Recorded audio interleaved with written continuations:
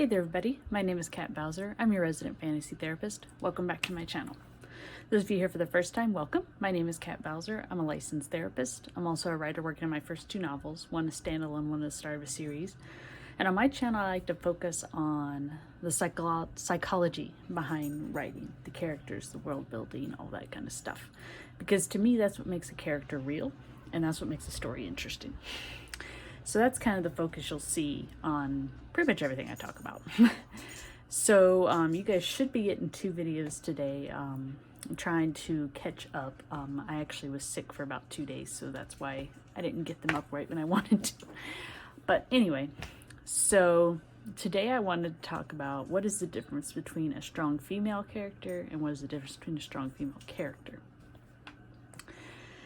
So those of you who were paying attention probably caught my emphasis on different words when I said that, and that was purposeful.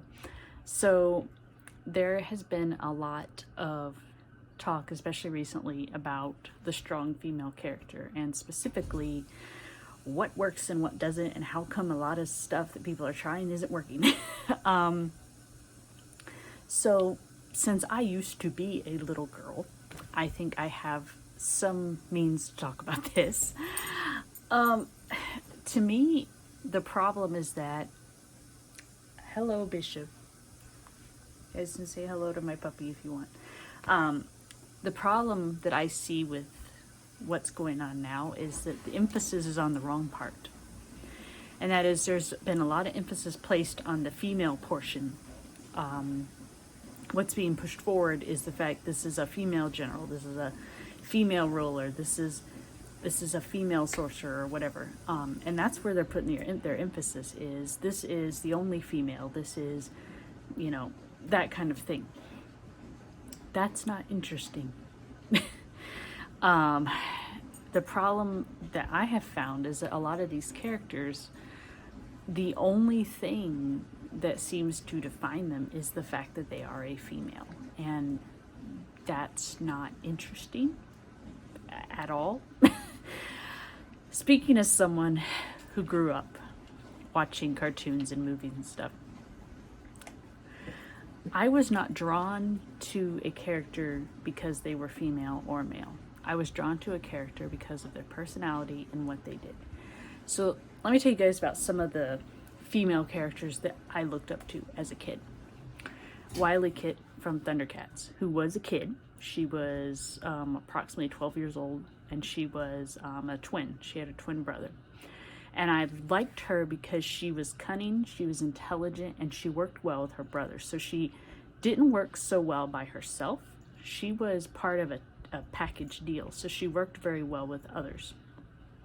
I looked up to her because of that. Let's see, from Sleeping Beauty, which is still my favorite Disney movie. I liked Merryweather, one of the three fairies, the blue fairy. I liked her because she didn't take anybody's crap. She said what she thought, and she went with what was the most likely way to succeed, not necessarily the most likable way, let's put it that way. At the beginning of the story, she's the one that says that if they had means to, they should take Maleficent out now. And she's right. They just don't have the means to do it. But instead, she's kind of talked down to and told, you know, that wouldn't be very nice. And her response is basically, well, that would make me happy. And so I liked her sass. I liked her wisdom. I liked the fact that she wasn't going to just sit back and not do anything. Let's see, Ursa from Gummy Bears was another one of my favorites. She was a leader of a clan of, honestly, barbaric type bears. And she was the only female, and she was the leader. But the reason I liked her is because you could tell why she was the leader. She was the one, she was calling the shots. She was looking out for the well-being of her entire tribe. And the rest of her tribe did not treat her any different. The same way they talked to each other was how they talked to her. And I liked that. So those are just a few examples to kind of narrow in on what I'm talking about here. To me, if you want to make a strong female character, forget the female part and focus on the character part. What is it about this character that makes them important to the story? What is it about their personality that makes them stick out? What is it that you think will draw people to them? And if you can't answer that, your character's not done yet. I think this is where a lot of these new movies and stuff are falling short, is because they settle on one or two traits, and one of the traits is female. Okay, character's done. But that's not how that works.